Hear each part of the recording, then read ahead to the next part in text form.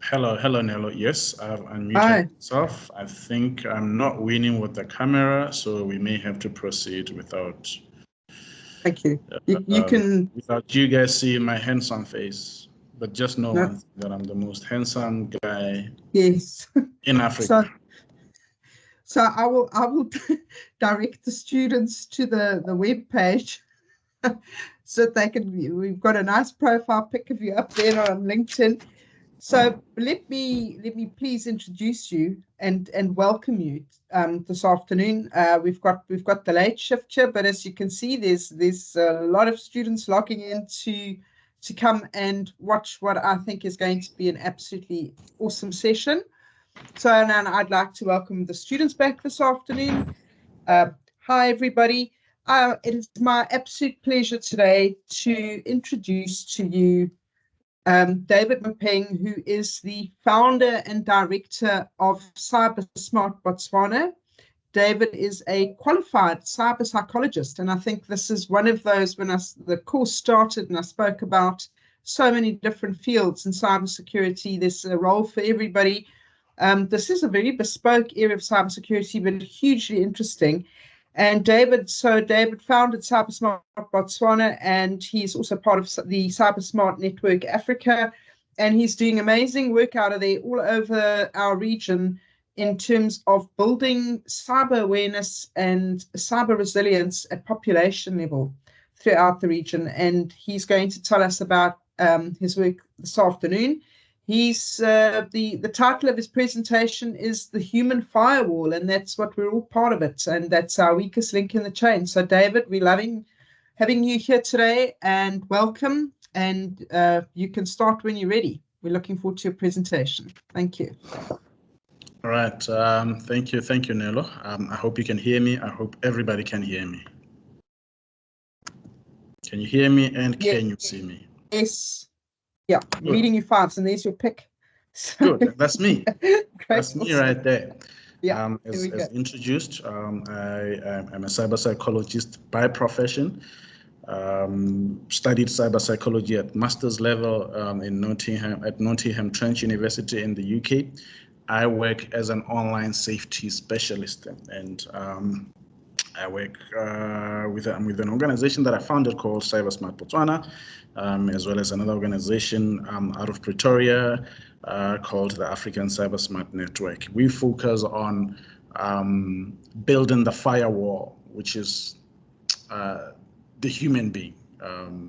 Often we hear of the human being the weakest link in cybersecurity. I tend to argue against that sometimes because I believe the human being is also and can be the strongest link in cybersecurity. And how do we make sure that the human being becomes the strongest link that he or she is ought to be by promoting cybersecurity awareness, promoting safe online behaviors, by making the human being realize the strength that they carry against cyber attacks. So basically, as cyber psychologists, we specialize in understanding human behaviors that lead to vulnerabilities that human beings carry, that the end user carries. We often hear of having reached a point where we have to move beyond securing computers, networks, data, and systems to securing people. We live in an era where, the malicious actors are now targeting the human factor, are now targeting the end user and finding ways through which to penetrate systems, through which to launch attacks through the end user. And basically, that's why you see the emergence of sub-disciplines of psychology or cybersecurity, such as cyber psychology. Basically, cyber psychology is a combination of multiple disciplines. We look into the psychological factors that expose people to cyber attacks, the factors behind people's vulnerabilities online, understanding why people behave the way they behave online, that puts them at risks. But also understanding the effect of inappropriate use of technology, understanding the effect of cyber attacks on people's psychological and social well-being. And this is all with the intention of developing targeted interventions, programs to help people protect themselves, to protect users, across, different groups of society, really. The role of the human firewall. Yes, we are saying that the human being, the human factor is the weakest link. But when we look at the human being and what an end user is able to do, is to, it encompasses quite a lot of things, starting from awareness, getting human beings to understand the cyberspace, understand the relevance of security, whether it's in organizations or in communities, and ways through which they can protect themselves, and the role which they play in defending fellow users, the knowledge they need, the skills they need through awareness and training, and also looking at ways through which there seems to be something on my screen here. I don't know if you can see it. Can you see my presentation clearly? There's nothing. Yes, David, we can. You can see it perfectly. You're getting lots of thumbs up at the bottom there, so students are tuned in and enjoying. You can continue. Okay, perfect. Yes, so basically the role of the human being in preventing cyber attacks. I think it's something that we, through our work, we make sure that people have an understanding of the role that they ought to play. Cybersecurity begins with an individual. If you work within an organization, the company can have cybersecurity controls, measures in place, different technological tools. But if the end user is not empowered to make informed decisions, then still that means that organization is vulnerable and exposed. As Cyber Smart Botswana, and I'm going to present about how we ensure that the human firewall is built, like a wall, brick by brick. You have to get those bricks and build them. So we have quite an array of programs that we run that are designed for the broader society. So we have programs designed for different groups within our society. We have programs that are designed for learners in schools. We're working with different organizations from government to private sector to international development partners like the European Union. We develop programs through which we teach learners in schools about online safety. An example of such programs is one that we launched recently called the Cyber Smart Student Program. And this was designed out of a realization that as the education system is increasingly becoming digitalized, I mean, in a country like Botswana, where they have started to distribute laptops and other devices to students in schools on a one-to-one basis. Basically, what that means is learners are now exposed. They are now vulnerable to cyber attacks, and also having realized that the approach adopted in the digitalization of the education system left out awareness, training, empowering students with the knowledge they need for them to be able to utilize these devices meaningfully, and even including teachers. So we run a program called Cyber Smart Student Program, where we train student leaders in schools to become online safety peer educators. This is also having realized that, among young people in particular, something becomes popular and it goes viral, and usually such things are driven by peer influence. And what we have decided to do with this program we've decided to tap into the power of peer influence and use, the students themselves, but looking mainly at student leaders in different schools, to train them to become online safety peer educators so that they can then advance awareness raising in their schools. We have another program called the Cyber Smart Girls. This one designed for adolescent girls, launched in partnership with the EU, having realized that the girl child seems to be a lot more vulnerable when compared to the boy child. Because automatically when an adolescent girl goes online, a teenage girl goes online and opens a social media account, it doesn't matter what platform it is really, they automatically become a target to predators of different kinds. So these two programs that we designed, currently running in schools across Botswana, working with the broader student community, through the Cyber Smart Student Program, but also having a special program designed for adolescent girls. So basically, that's what the program entails when it comes to building that firewall among school learners.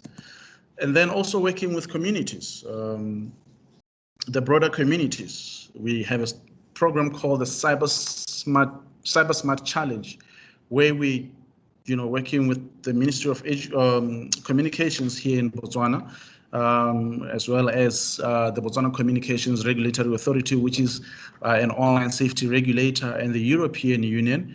We launched this program called the Cyber Smart Challenges, Cyber Smart Champions rather, where we run seminars, workshops in public libraries across the country to train youthful, aspiring online safety peer educators. So with the Cyber Smart Student Program, we train peer educators who work with students who are in schools. And then with the Cyber Smart Champions Program, we train peer educators who are in the communities, who work with communities. And then we empower them to run programs in their own communities, working with entities such as the police, consumer protection agencies, parents, teachers associations in schools, parents organizations, organizations for the elderlies, village, town development committees, just different organizations within their communities. They work with, they train them, and empower them with the understanding of online safety risks and ways through which they can protect themselves. And we also run competitions for young people, really as an idea to get them excited about online safety, and participate and even gain more knowledge through participation in such programs. We also work with professionals. We have accredited courses on basic cybersecurity for non-IT professionals, which we rolled out about 2 years ago, working really to train non-IT professionals in different companies and different organizations, and equipping them with the knowledge that they need for them to be able to use technology safely and meaningfully in the workplace. And this is out of a realization that, the workplace has become digitalized. Everybody in organizations, companies, in the office uses technology for communications, for whatever really function that they perform in their organizations. And a majority of people don't have basic cybersecurity training. And these are the people that often end up exposing their organizations to attacks. These are the people that end up, clicking on malicious links, visiting websites that they are not supposed to visit, downloading things that they're not supposed to download. And often in most organizations, what we realize is, particularly in non-core functions in organizations, when it comes to training, they're often left out. I'll give you an example. Cleaners, those in security, in those in admin. Often when people think cybersecurity training, they will think, the guys in IT or maybe finance or maybe programs, and not, people that work in what may be considered as non-core functions. But everybody nowadays uses technology. It doesn't matter whether you're a cleaner, and you sweep or you use a mop, but during your break, what do? You grab your smartphone and you access the internet through the company network, and sometimes it can take such a person to expose the entire network, the entire organization to a cyber attack. So basically, that's one way through which we ensure that we capacitate companies, we capacitate organizations of different kinds by training their employees on basic cybersecurity and helping to build that firewall that we're talking about in this presentation. We do quite a lot through media as well, and this is for the general population. We run awareness campaigns. We are constantly on radio, on television, almost on a daily basis. Talking about emerging threats, sensitizing, the society, the general public about emerging threats, advising the broader public about safe online practices to tackle such threats. Like I said, we are on television, on radio, on a regular basis, and we also try to use unconventional methods to promote behavioral change. One of such methods is we have a theme song that was recorded, that we released actually last year, and we used 3 popular musicians here in Botswana, and that theme song plays on radio, on television, and when we have outreach activities, we bring out the artists to perform the song, and really for engagement purposes. And right here on the bottom left corner is one of the artists that is featured on that song. Was performing at a Safer Internet Day commemoration event recently at one of the schools. So basically, that's how we also ensure that the education doesn't happen just when we have programs or when we have activities. There's continuous education through the media. In my previous life, I was a journalist, so the media is the one tool that I understand how to use best to convey a message, and because the media also enables us to do continuous education, and to really promote behavioral change, you need to reinforce the message over and over and over again. And also with the media, we are able to reach corners of the country, sectors of the society that we wouldn't ordinarily be able to reach in the physical form. Resources are always a challenge because we rely on donor funding, on sponsorships, but we have such a strong relationship with the media. And again, this is because of the background that me and my team have. Quite a number of us having been former journalists, we are able to work with our former colleagues in different newsrooms, in different media houses. So we do a lot of news commentary as well, as and when there is an emerging threat and there's a trend and there's something that is happening, there's scams that are coming up and things like that. Journalists know who to reach for comment and for advice on some of these things. So that's the one way how we make sure that we get the message across. We are also active outside the country. We travel a lot. We present, speak at conferences around the world on these issues, and also showcase the programs that we do, and also engage with organizations that do similar work in other countries. In fact, one of the programs that we launched last year was showcased at the Global Conference on Cyber Capacity Building in Ghana last year as one of the best practice or case studies on building cyber resilience at grassroots level. Here, this is me presenting in Ireland to learners at a primary school in Ireland. Here, I was in Heidelberg, just outside Johannesburg, Mauritius, Geneva, Ghana, Kenya. So we really are active outside the country as well. And one way through which we are active is through the African Cyber Smart Network, which is based in Pretoria. So this is a network that we and other organizations from different countries are spearheaded to, advance capacity building on cybersecurity awareness, and resilience building, particularly from an awareness point of view. So what we do through the network, we bring organizations that do similar work together for capacity building, for exchanges, for knowledge exchange. We have members from South Africa, from Zimbabwe, from Malawi, from Kenya, and organizations in different countries that really are interested in growing their capacity in this field. Now, one of the ways through which we make sure that our programs, our messages focus on is really to give people an understanding of cyber threats. Talking about building a firewall, the most important thing is getting people to understand cyber threats, getting people to understand how they become targets, the risky behaviors, the risky practices, and habits that they carry.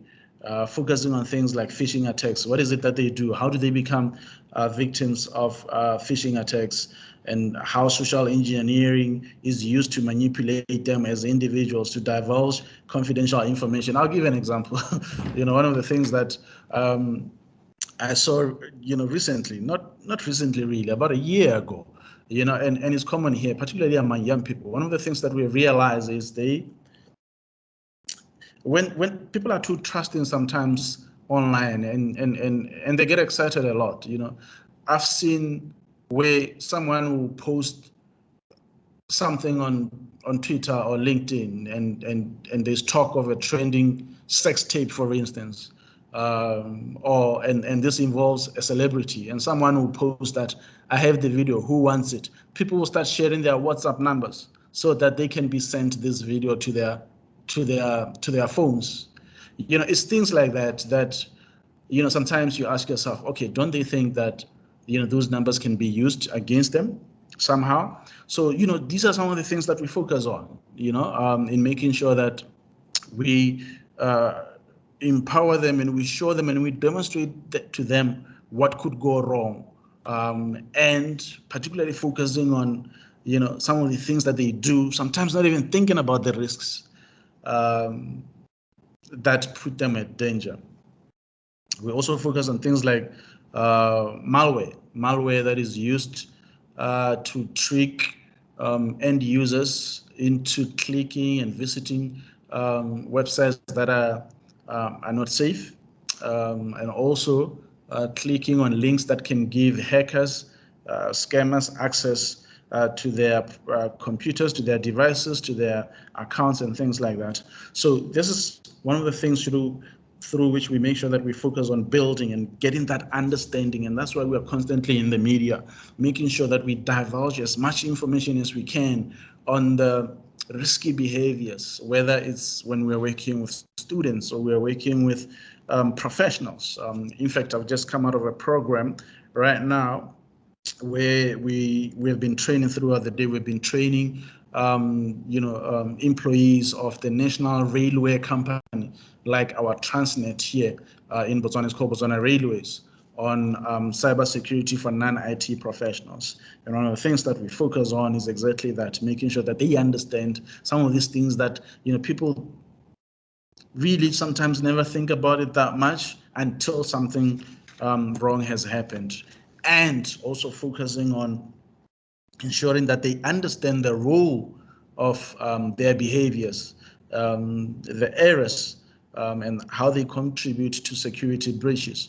Like sharing, private information, oversharing, personal details on social media networks, and we focus on ensuring that they have that understanding of the different behaviors and how they expose them to attacks. Also raising awareness on the importance of training and how it can reduce risks at an organizational level, but also at a personal level. Getting them to really pay attention to the campaigns, to the different programs that we run, whether we're going to communities, whether we're going to schools, whether we are visiting corporates. The most important thing is getting them to understand the significance of what we are talking about, of the messages and the campaigns that we run, and ensuring that people do adopt safe behaviors at a personal level as well as at an organizational level. And we also make sure that we cover issues that can make them realize that cybersecurity awareness is not something that happens just because there's an activity and you have to sit there and be taught about cybersecurity risks and cyber attacks and things like that. It has to become part of culture, whether it's a community culture, whether it's an organizational culture, and even at a personal level, personal values. We make sure that we cover those things as well, that cybersecurity, online safety is not a one-day thing. It's not something that you think about, you act on just because somebody's talking about it right now. It's something that has to become part of your daily lives. It has to become part of your value system in terms of what you believe in, how you carry yourself, how you conduct yourself, and how you engage with the community around you, protecting yourself as well as protecting fellow end users, protecting the community around you, ensuring that at an organizational level, there's continuous employee education. There's also leadership support, endorsement, ownership, buy-in, because often, particularly in our part of the world, one of the things that we have realized on cybersecurity for non-IT professionals, you would find that in most organizations, the leaders, those in management, often have not been trained or been made aware of the importance of cybersecurity. I mean, even today, that's one of the things that came up in the training that we had today, that often you would find that the leadership does not really give cybersecurity the attention in which it deserves. The guys in IT will always have a hard time to convince those in finance, those in management to commit resources towards capacitating the organization, including training on cybersecurity awareness. And often you would find that they only act when there has been an incident. And we are saying that is wrong. That is really wrong. So many companies, so many organizations have called us after they have had incidents to say, we had an attack, this happened to us, how do we prevent this going forward? But usually what happens is when you are trying to raise awareness and you are talking to people, they don't give that much attention until something has happened. So it's important, and we are constantly engaging in programs, running programs, conducting seminars and workshops to make the leaders realize that cybersecurity is now something that has to be part of everyday life, especially that in a country like Botswana, where the government has embarked on a countrywide digitalization program. In Botswana, I always tell people you can literally stand under a tree and access, free Wi-Fi. There are, open Wi-Fi hotspots in almost every public facility. All schools, all government-owned schools have open Wi-Fi. You travel around the country, you see people leaning on, fences, trying to access free Wi-Fi from a school, from a clinic, from, in shopping malls, there's free, there are open Wi-Fi networks, in schools, like I said, clinics and other public facilities. And basically what that means is, without education and an awareness, basically all we are doing is getting, exposing people to danger. because a lot of these people are accessing the internet without the knowledge that they need for them to understand the risks that come with that. It's exciting, it's nice to have internet access, but without understanding of the risks, basically, it means that people are becoming more vulnerable. So we believe that is important to roll out connectivity, to roll out internet access, to advance internet access. It has to be done alongside, rigorous, comprehensive, robust digital literacy programs.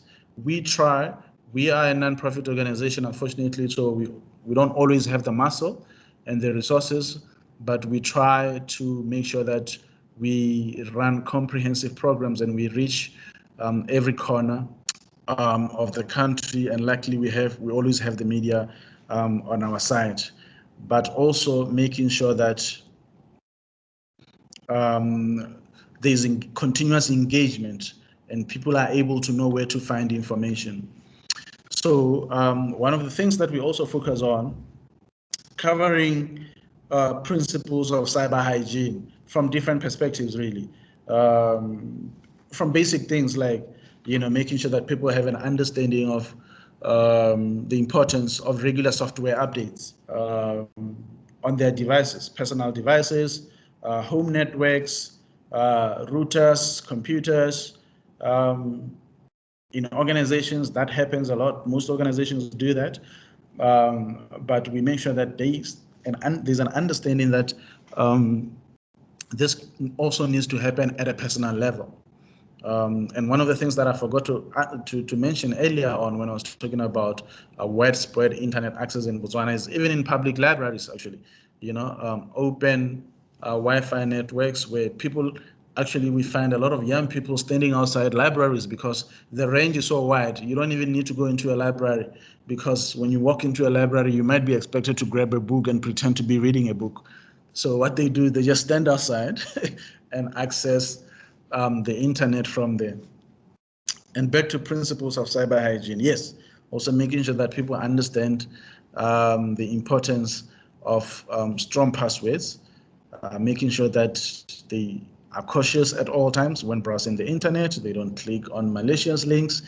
They really assess and verify before they act on anything that they come across, websites, pop-ups, whatever it is that they come across. The basic stuff, really, enabling two-factor authentication, regularly backing up, and also educating themselves. We are awareness specialists, and we make sure that there's that understanding that you can update your software, you can use a strong password, you can make sure that you don't visit malicious sites, and you've enabled two-factor authentication, but you should not stop learning. The learning should be continuous, because with technology evolves very fast.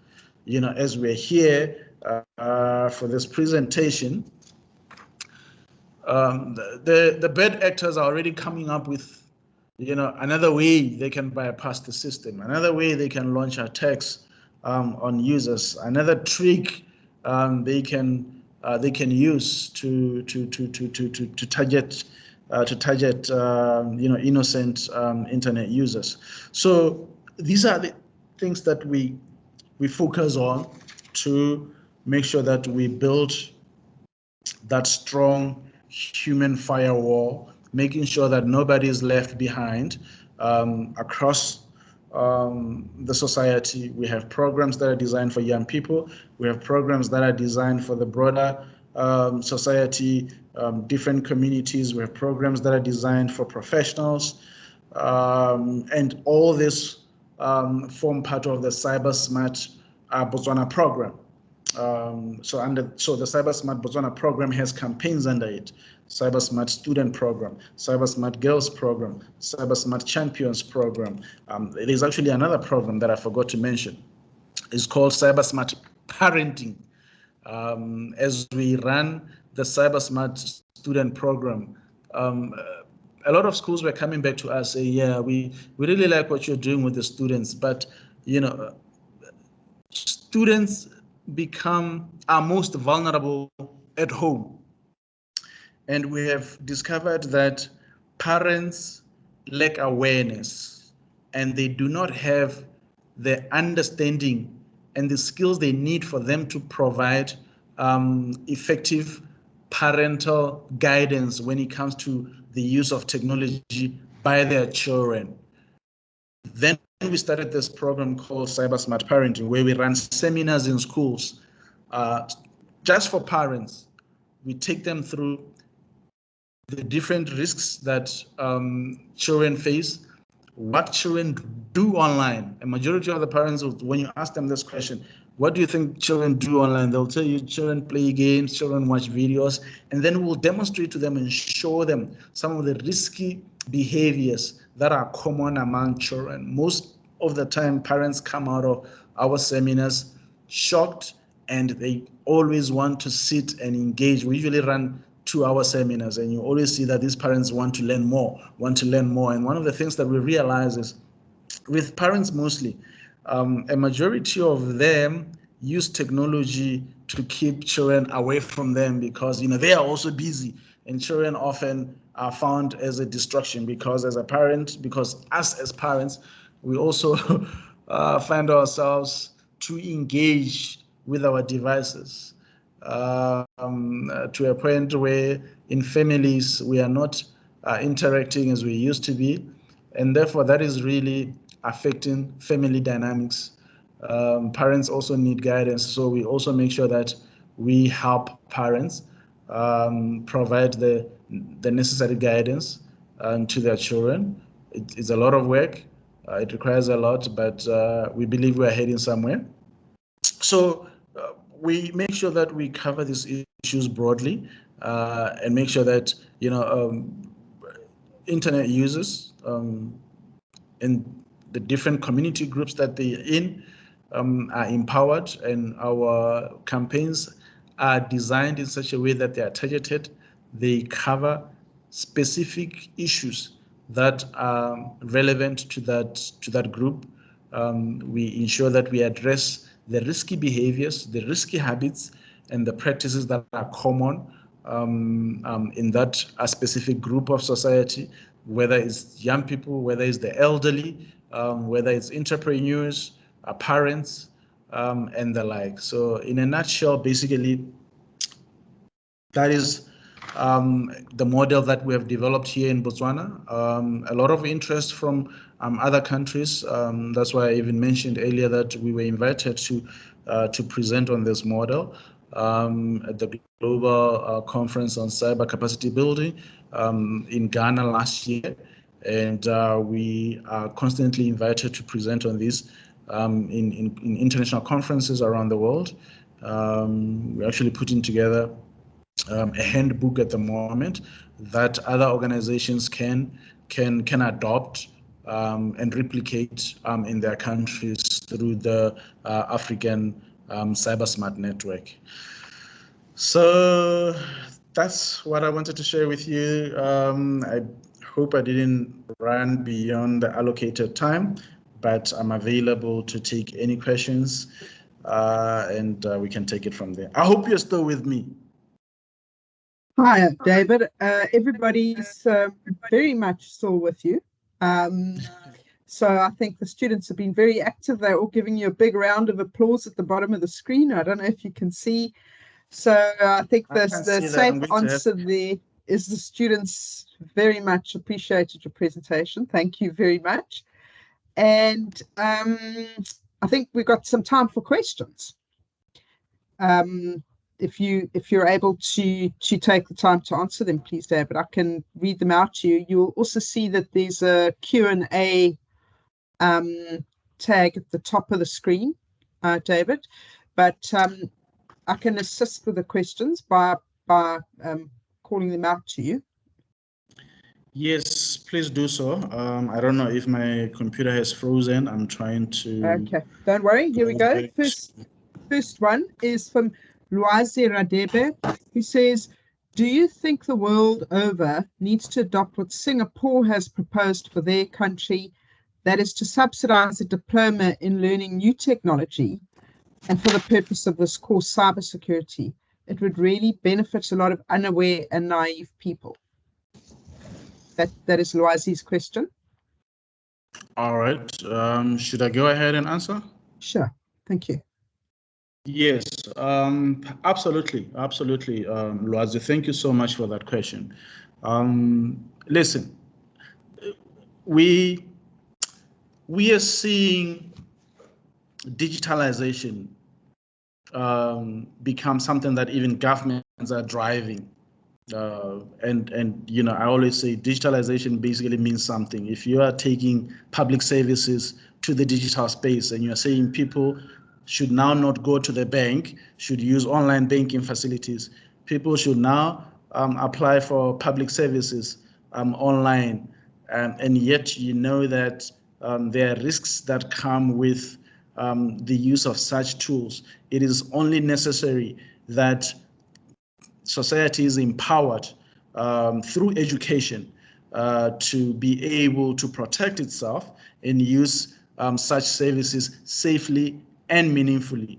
And empowerment is best delivered through information and education. And it's very important that we simplify and we ensure that we make it easy for people to acquire such knowledge and information, because if we want our societies to become what is being called digital societies, that should be done with the empowerment that is needed for them to become productive but also safe members of that digital society. So I agree with that model. Really, we need to simplify and make it easy. Right now, when you look at our countries, particularly in sub-Saharan Africa, you know, we're talking about introducing coding in schools, introducing these types of subjects in schools to make sure that kids are taught or equipped with digital skills right from a young age. But often you don't see cybersecurity in that. Yeah. Thank you, Often David. you don't see cybersecurity in that. I don't even think there's a country in sub-Saharan Africa that has digital citizenship as one of the subjects in schools. I know in South Africa they've been talking about it. It was actually supposed to be tabled, but only as a topic in a subject called digital technologies. But I'm not sure if it has been introduced already. Thank you. Thanks, David. I don't believe it has. I'm not too sure, but it was a great question, and thank you for answering that one. The next question that we're going to move on to is by Katlego Mokabo, who says, what metrics can be used to assess the impact of awareness presentations in organizational training? What simulation tools can be utilized to provide quantifiable data to monitor culture change within the organization? So Katlego's question really is going to, once the training's done, how do you assess the success, or how does an organization begin to assess improvements or maturation? Yeah, thank you, Katlego. That's a good question.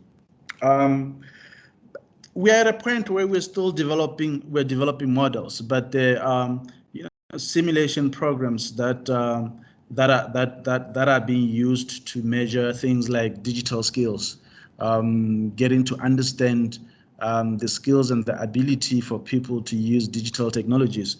And those are the models that we have adopted, where on a regular basis we go back to the communities which we have trained. There's where we give them questionnaires, but we also get them to use online tools where we test their proficiency in understanding the different risks that they face, but also penetration testing, particularly when it comes to cybersecurity training for non-IT professionals in organizations, where on a regular basis we check whether they are at a point where they can protect themselves and their organizations through simulated training programs and penetration testing programs. So, there are quite a number of programs that have been designed that can be used, and I think you can research on that. You'll find them online. But it's something that has to be done on a regular basis. We've been talking about scams and phishing and social engineering. Today we're talking about, AI programs. We're talking about deep fakes. So it has to happen on a regular basis. Thank you. Thank you. Thanks, David. Next one, I think this is going to be a crowd pleaser. It's from Zodwa Odicha. Can we trust free downloadable security software? Can you trust free downloadable security software? Yes. We often say to people that nothing is really free in this world. That software may come to you as a free program, if it's a free product, but you're probably selling something yourselves, including your data, because you're going to get that software into your computer. What else is that what is it that software is going to do on your device? So it's very important that you really assess. Yes, there are open source programs that are available out there. I'm not saying every free program should not be used, but be cautious at all times. Make sure that you read the reviews, you check, you assess before you can download such a software. Check who else has used it. Go to Google's, go to YouTube, check who has reviewed it and how they have been able to use it. And if nobody has had a bad experience using such a program before you can download it into your device. So yes, like I said, there are open source programs, but it's important to be cautious at all times. Nothing really comes mahala. Yeah, and I think Zodwa's question is really important because of the emphasis on security software. And let's be honest, I mean, if you subscribe to, I think I used Kaspersky about a year ago, and I looked at the cost of that for a year, and they normally offer you more than you actually need, like 5 devices. Maybe I just want it for one and want to pay for one kind of thing. But when you look at it, it's priced in dollars. It pushes it really far beyond the reach of most people in the region in terms of what they can actually afford to spend. So there are some that offer some really good free extensions, like I think ABG and Trend Micro and whatnot. But I think I concur with you, David. What you're saying is ask around, read the reviews, and be careful of vendors that you've never heard of before or that nobody else has heard of before.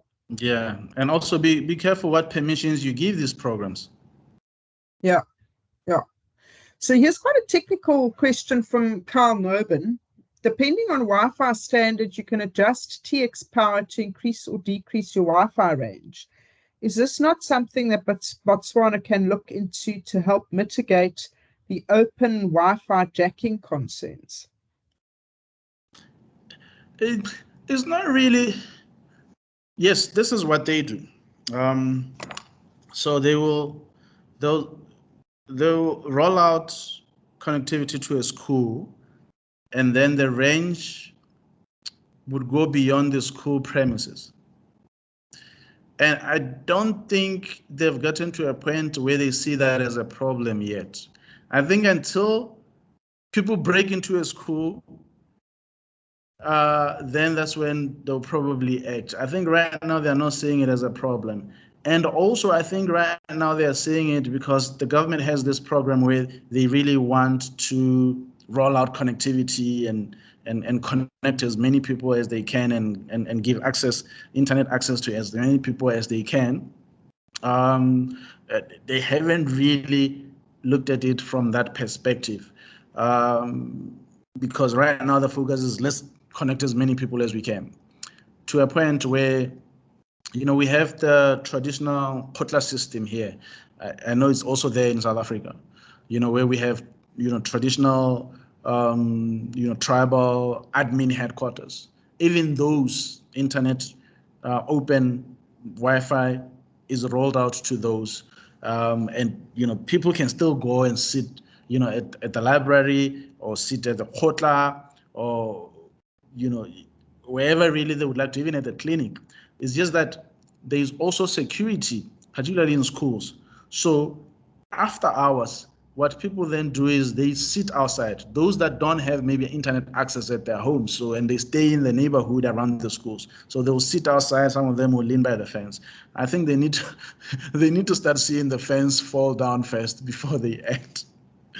But yeah, I don't know if something that they can look at, but yeah, definitely you can increase or reduce the range. But what I'm seeing right now, like I said, I don't think they see it as a problem until something bad has happened at a school, and that is linked to somebody who was there to access free internet. Thanks, David. I've got a couple more. I've got 1, 2, 3, 4. Okay. So starting with Raymond Malalene, who says, does the CyberSmart Africa program take the same approach as CyberSmart Botswana in terms of a bottom-up approach by starting with the individuals, then families, communities, organizations, and schools, together with society at large? Yes, so basically what we're doing as the African CyberSmart Network, we are collaborating with our member organizations in different countries. So the network itself is like an umbrella body that has member organizations on the ground. Like in South Africa, we have an organization called Children of the Digital Age.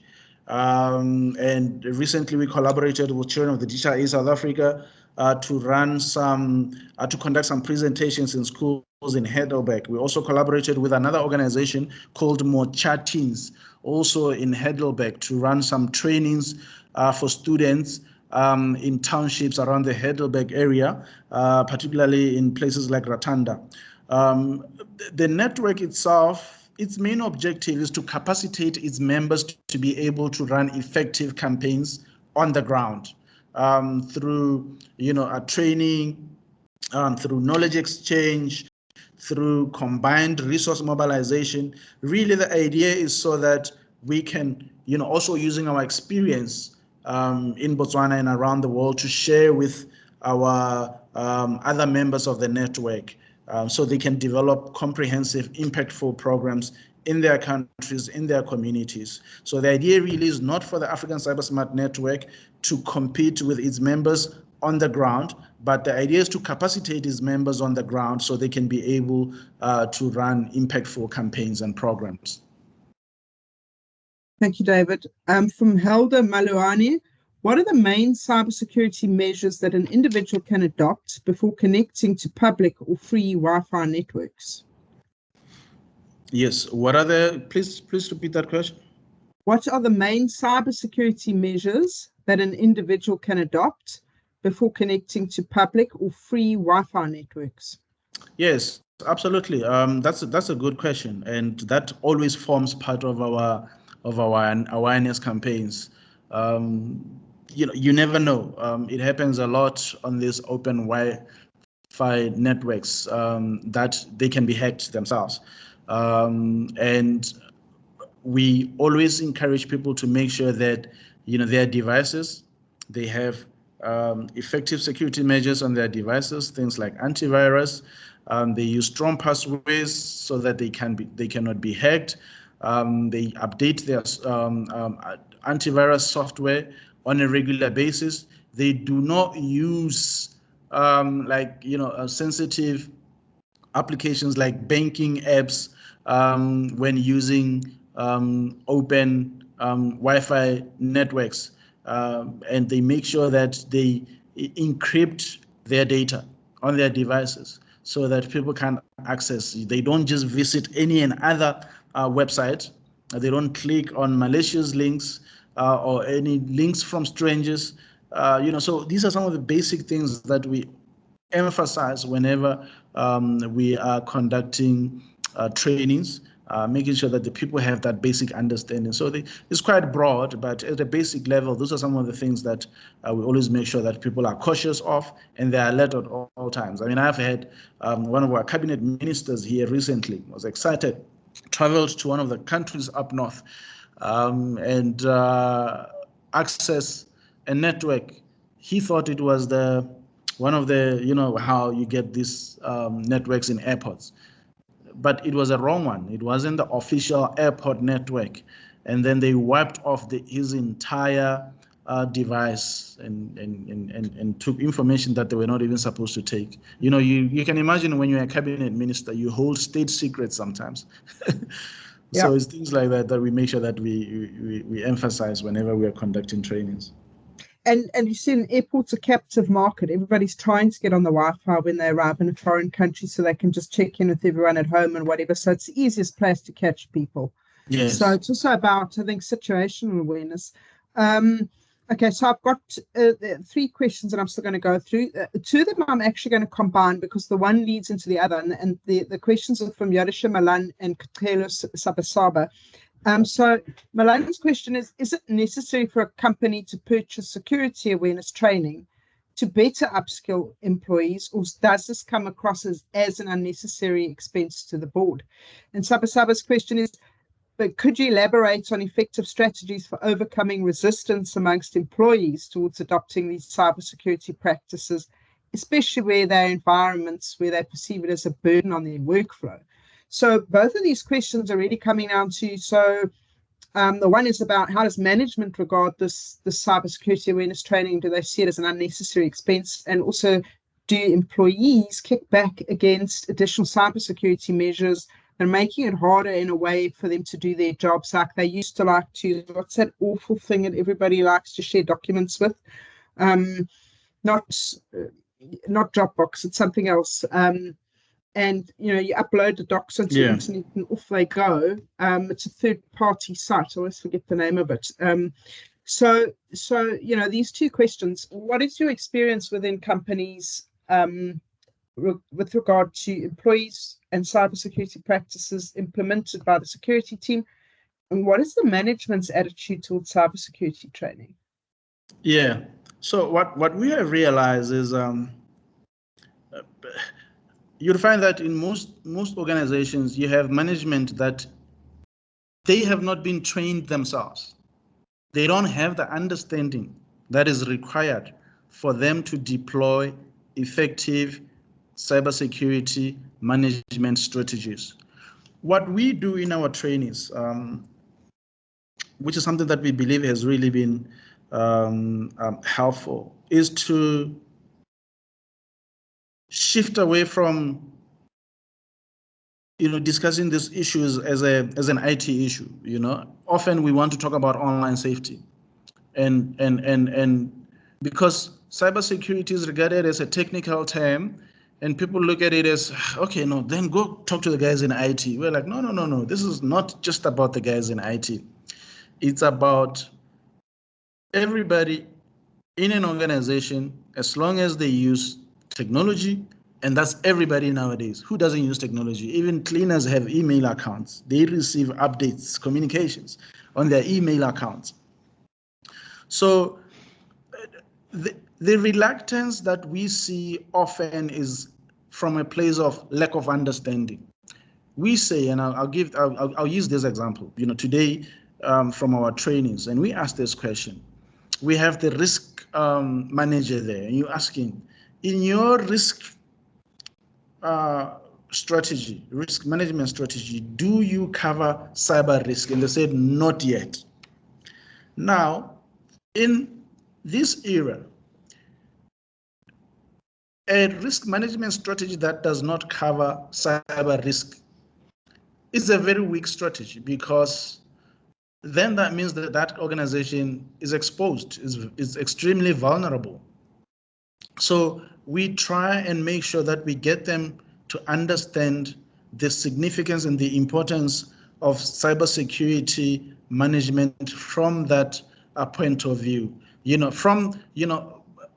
One of the participants was the director for strategy, and the question I asked was, in your overall strategy, do you have cybersecurity strategy? Do you have an organizational cybersecurity strategy? She said no. How do you not have cybersecurity as part of your organizational strategy in an era where the use of technology is part of everyday life? So, so that's how we get them to see the significance and the importance.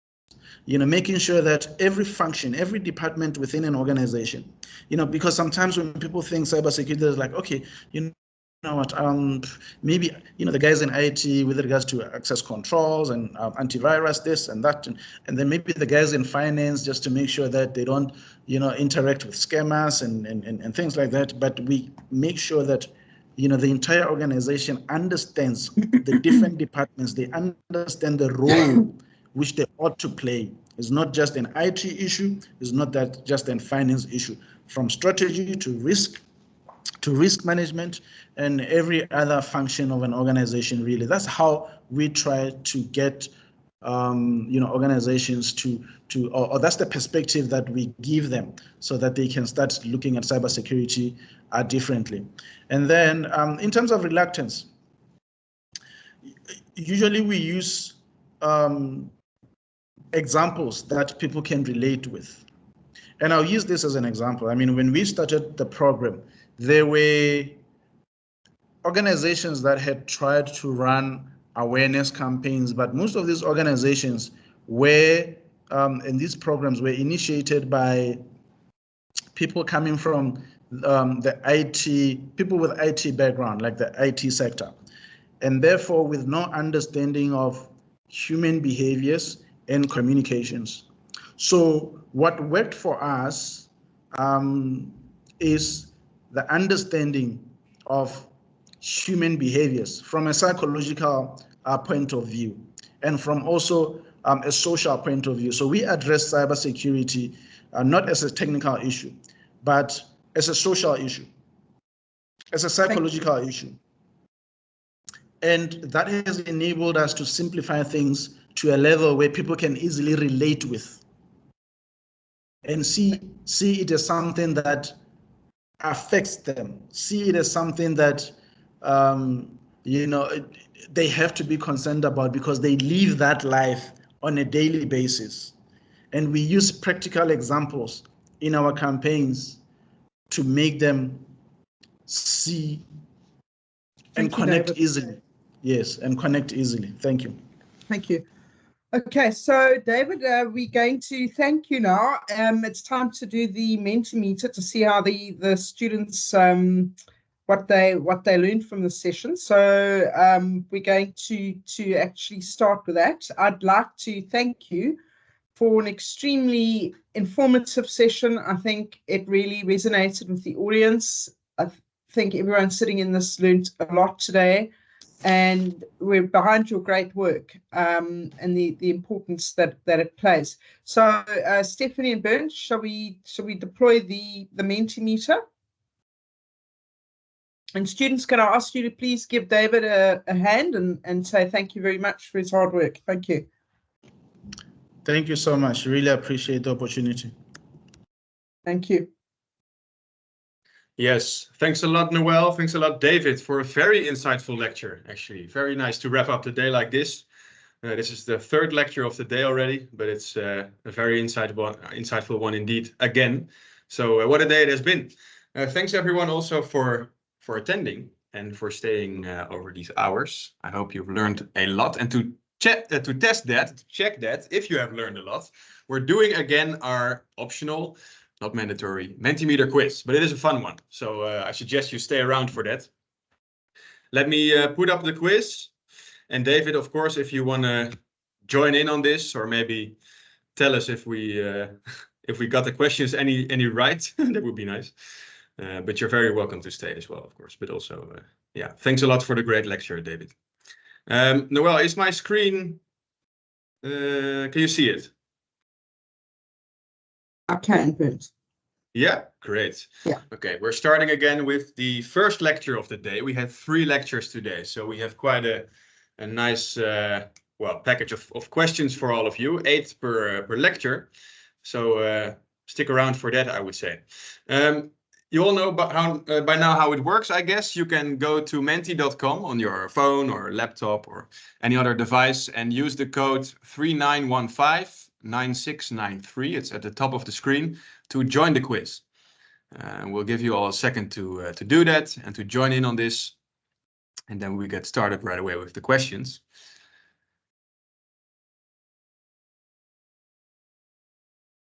So menti.com 39159693 should bring you to this quiz. And in a minute, we will start it.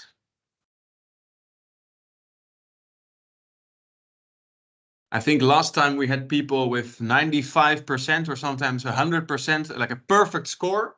So I'm very curious to see what the highest score today will be. We have some more questions, 3 lectures, of course. So very curious to see how that plays out. Whilst we're still admitting some people to the quiz.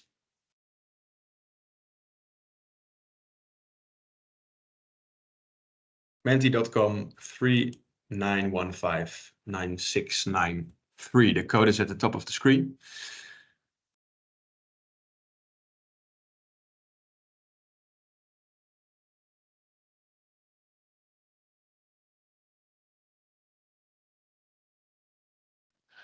We have about 50 people in the quiz right now, but there's still people joining. So let's give it a minute.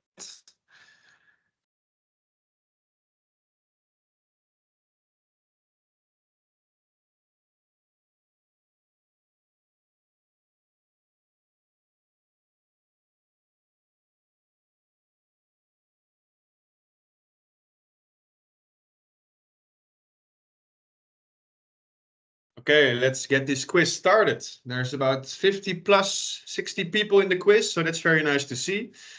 And thanks for staying around after a full day of lectures. I hope you enjoyed it. And now let's see if you also remembered what was talked about today. We go all the way back to earlier this afternoon with the lecture from Johan de Wit, Cybersecurity of Operational Technology, OT. Let's go to the first question. The first question of this quiz is, what is operational technology, or OT, primarily used for? Option A, data analysis. Option B, managing physical processes. Option C, online transactions. Or option D, social media management. So what is operational technology, OT, primarily used for? Well, we see quite some consensus here on the answers. A couple rogue ones who are willing to bet on a different answer. Let's see whilst they're still coming in. Most of you seem to think that it's option B, managing physical processes. And let's see what the correct answer is. It is option B, managing physical processes. Well done, everyone. All right, on to the second question. What makes OT security different from IT security? Is that A, OT is less important? Is that B, OT systems are more isolated? Is it C, different types of threats and responses? Or is it option D, OT does not need regular updates? So what is the difference between OT security and IT security? A bit more of a division here.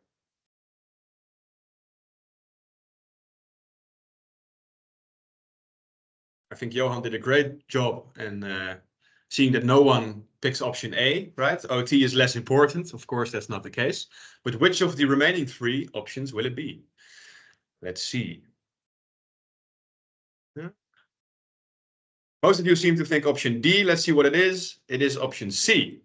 There's different types of threats and responses than IT security. That's the main difference between the two. All right. Question 3. What is a common vulnerability in OT systems? Is that A, frequent software updates, B, excessive user access controls, C, outdated hardware, or D, over-reliance on cloud computing? So what is a common vulnerability in OT systems?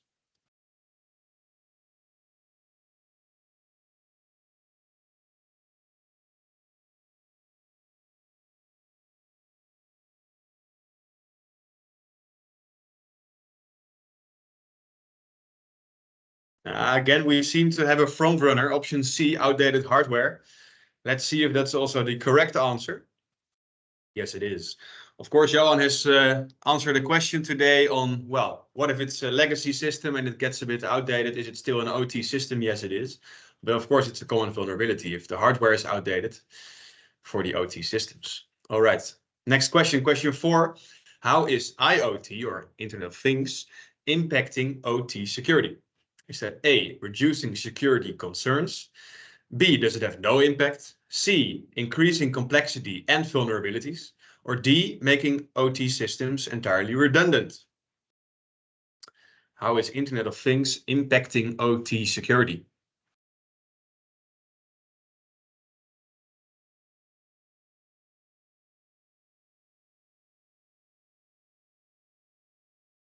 This one seems to be a pretty clear one again, or everyone has just paid perfect attention to the lecture today, which is also nice. Option C, increasing complexity and the vulnerabilities, of course. So that's a two-way street there. It both increases the complexity of OT security, but also the vulnerabilities.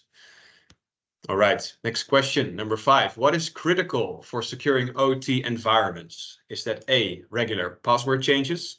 B, physical security measures? C, employee background checks? Or option D, continuous monitoring and real-time analytics?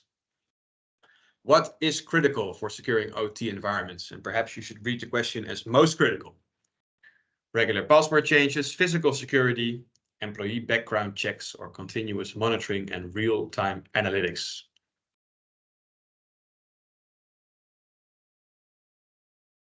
Yeah, there seem to be 2 popular options.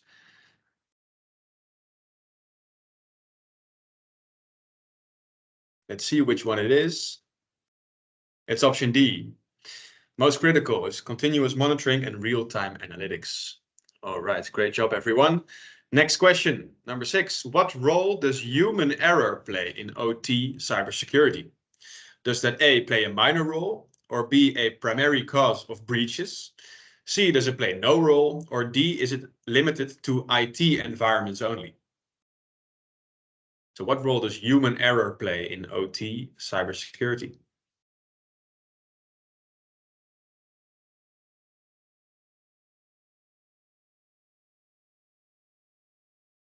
A clear front runner again. And indeed, it is the primary cause of breaches. Of course, you could read the question as well. What if the OT cybersecurity systems are perfectly in place? Then it might actually play a minor role indeed. But usually it's the primary cause of breaches, so be aware of that. Number 7, next question. And the one but last question of this lecture part of the quiz. How do cyber attacks on OT differ from those on IT? Is that A, because they're more financially motivated? B, because they're less sophisticated?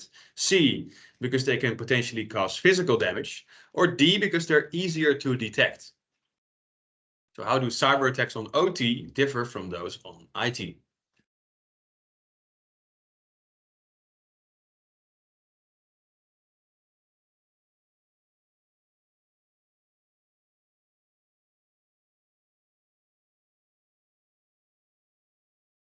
Well, let's see. Do they potentially cause physical damage?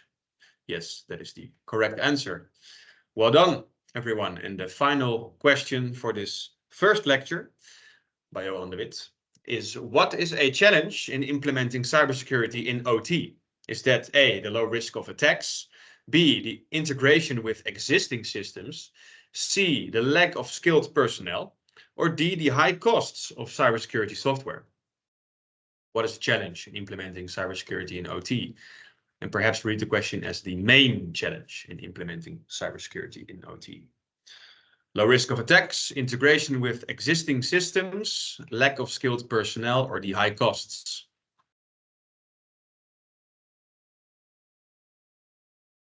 Again, we see an almost unanimous choice here.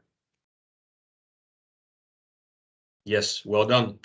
Integration with existing systems is a major challenge in implementing cybersecurity in OT. Thanks a lot. For the questions on the next lecture of the day by Thomas Attema, I will hand the digital floor to Stephanie. Right. Hi, guys. I'll be doing this Mentimeter quiz for you all today. Since there's 3, Berend and I have decided to swap it out to keep it more interesting. So the second lecture quiz that we're doing today is from Thomas Attema's lecture, the Post-Quantum Cryptography Migration Handbook. So stay in the quiz if you're still there. Let's get started. Oh, here we go. Okay, question number 1. What is the primary concern driving post-quantum cryptography? Is it A, decreasing costs of cryptographic solutions, B, the threat posed by quantum computing to current encryption methods, C, increasing speed of traditional computers, or D, the rise of blockchain technology? And make sure you guys are thinking for yourselves and not just being sheep and going with what everybody else is clicking, because that happened in the previous quiz and you got it wrong. So think for yourselves, think back to the lecture, think logically, and you'll probably get it right. Okay, I think everybody has almost cast their votes. Let's see if the majority is correct. Yes, you are. Good job. 1 for 1 on this quiz. Next question. Number 2, what is a characteristic of post-quantum algorithms? A, they require more computational power. B, they are resistant to quantum computing attacks. C, they are easier to implement than current algorithms. Or D, they focus on improving speed over security.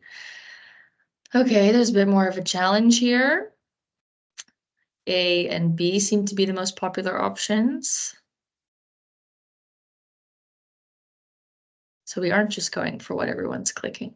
That is good. All right. Almost there. Let's see who is correct. In 3, 2, 1. It's B. All right. Nice, guys. That was the slight majority, that question. Next one. Why is migration to post-quantum cryptography challenging? We have some quick responders. A, lack of awareness. B, it is less secure. C, complexity and interoperability issues. Or D, absence of quantum threats. Everyone's quite confidently putting C. We shall see. All right.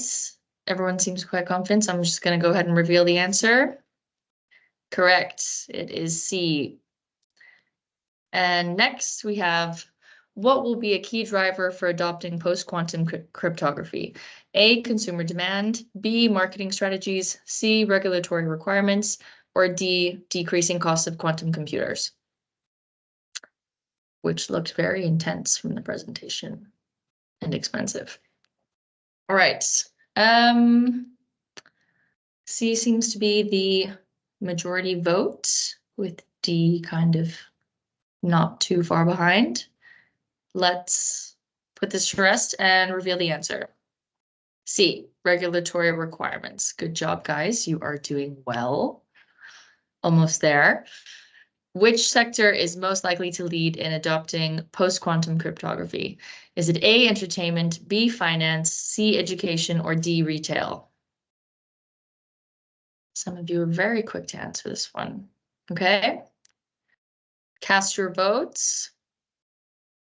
We're almost about to reveal the answer.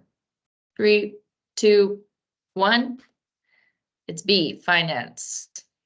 Or there were quite some confident people about retail, but it is indeed finance. 6. Now, how does post-quantum cryptography affect data privacy? A, reduces privacy. B, no change. C, enhances long-term data protection. Or D, makes data more accessible.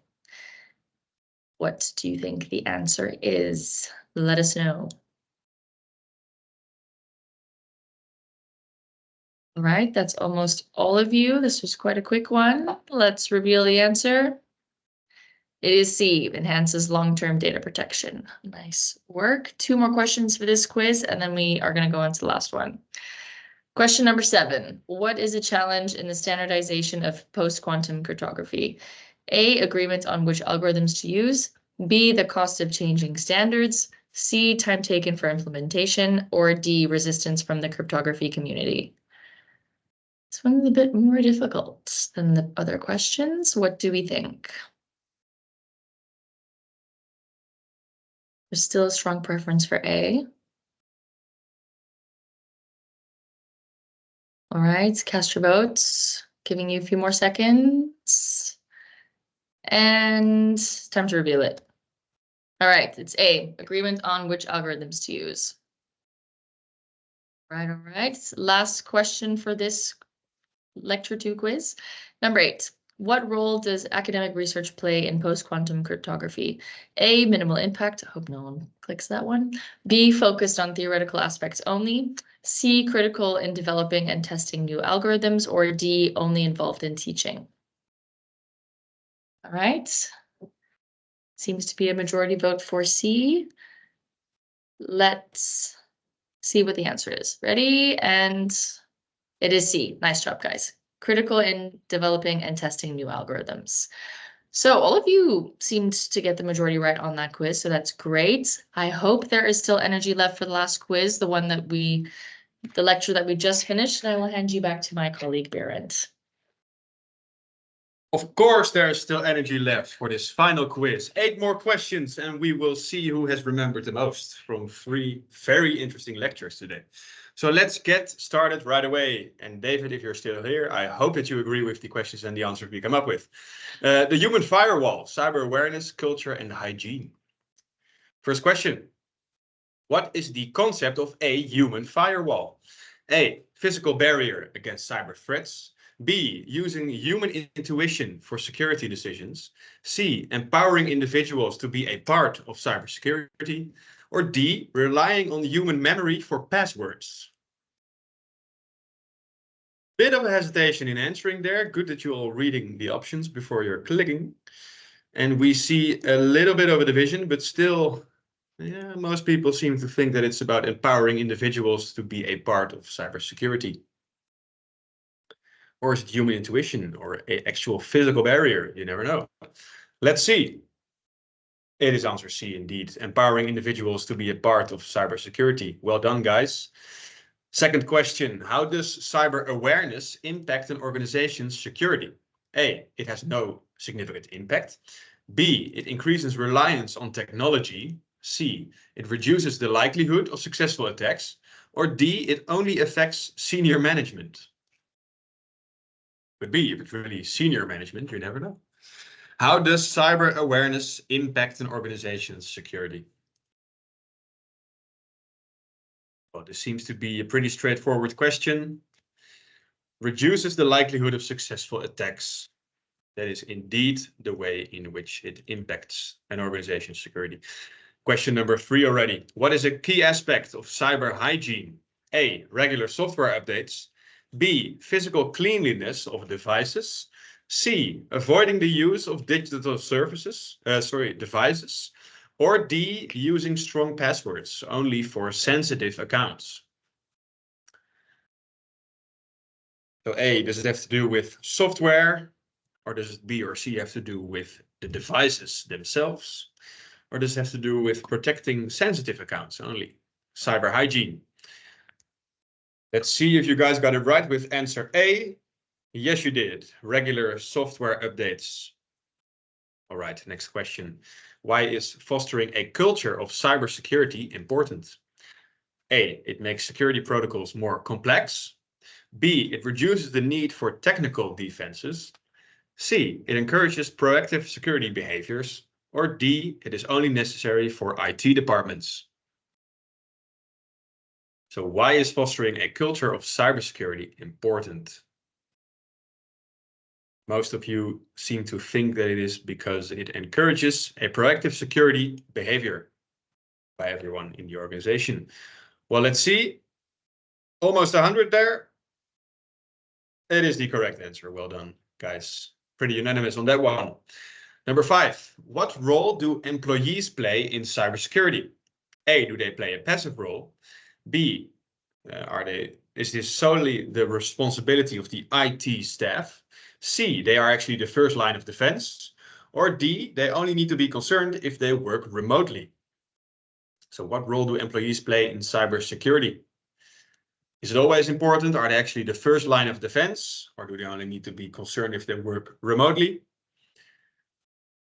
I see some unanimity again in this question, and you are all right. They are the first line of defense. That's actually why it's so important to get everyone aware of cybersecurity, because the entire line of employees is responsible. Number 6, how can organizations improve their cybersecurity culture? A, by increasing the budget for technology. B, by regular training and awareness programs. C, by outsourcing cybersecurity.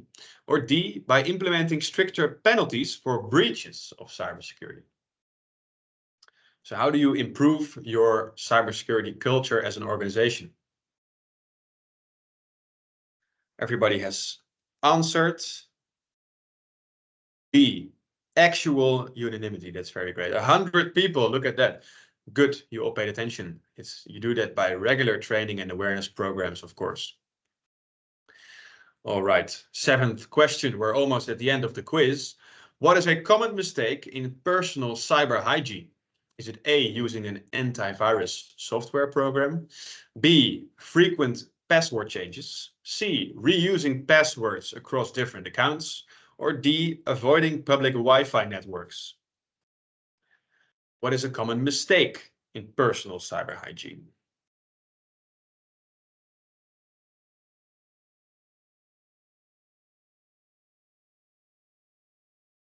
Great to see. It might be the end of the day, but we're still sharp enough.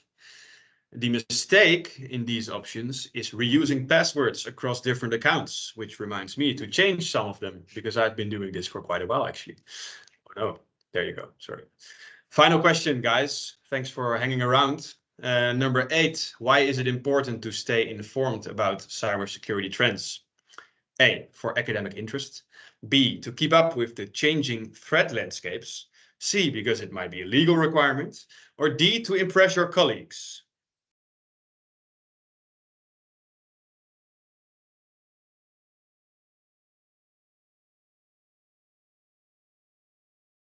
And whilst I think you might actually be able to impress your colleagues with good knowledge on current cybersecurity trends, 100 people have chosen the right answer to keep up with the changing threat landscapes, of course. All right, guys. Thanks a lot for sticking around and participating in this Mentimeter quiz. We will see you all again tomorrow for 2 more lectures, which are also supposed to be and expected to be very interesting indeed, and on a whole new range of topics again, for which we will again provide a Mentimeter quiz.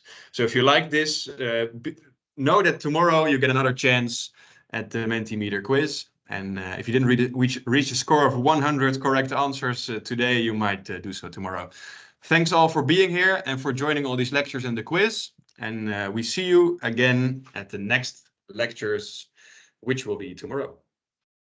Thank you, everybody. Thank you, Berends. Thank you, Stephanie. Well done, guys. Go and have a good evening. And yeah, it's a short week this week, so go and enjoy it. Thank you so much. Thank you, Noel. Thank you. Thanks, guys. Thank you. Bye.